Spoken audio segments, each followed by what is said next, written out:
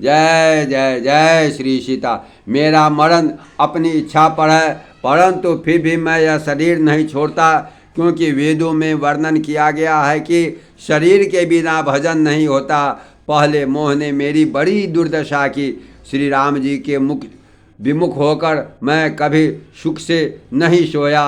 अनेकों जन्मों में मैंने अनेकों प्रकार के योग, जप, तप, यज्ञ और दान आदि कर्म किए।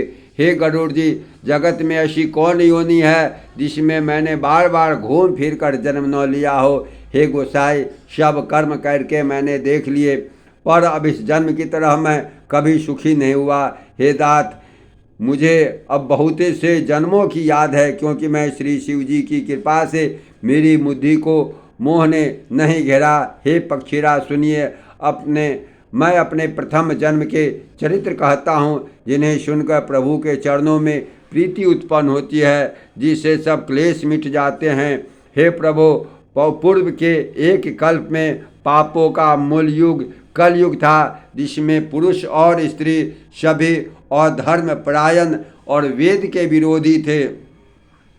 उस कलयुग में मैं अयोध्यापुरी में जाकर शूद्र का शरीर पाकर जन्मा।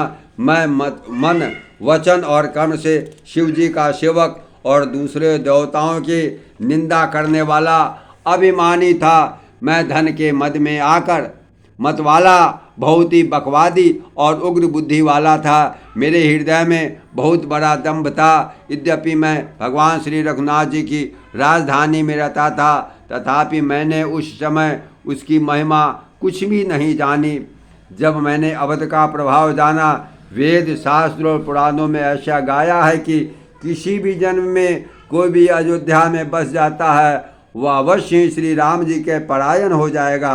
अवध का प्रभाव जीव तभी जानता है जब हाथ में धनुष धारण करने वाले श्री राम जी उसके हृदय में निवास करते हैं। हे गरुड़ जी, यह कलिकाल बड़ा कठिन था।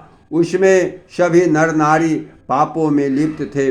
कलयुग के पापों ने सर्व धर्मों को ग्रस लिया। सद ग्रंथ लुप्त हो गए। दम्भियों ने अपनी बुद्धि के से कल्पना कर करके बहुत से पंथ प्रकट कर दिए। सभी लोग मोह के वश हो गए। शुभ कर्मों को लोभ ने हड़प लिया। हे ज्ञान के भंडार, हे श्री हरि के वाहन, सुनिए, अब मैं कलयुग के कुछ धर्म कहता हूँ। जय श्री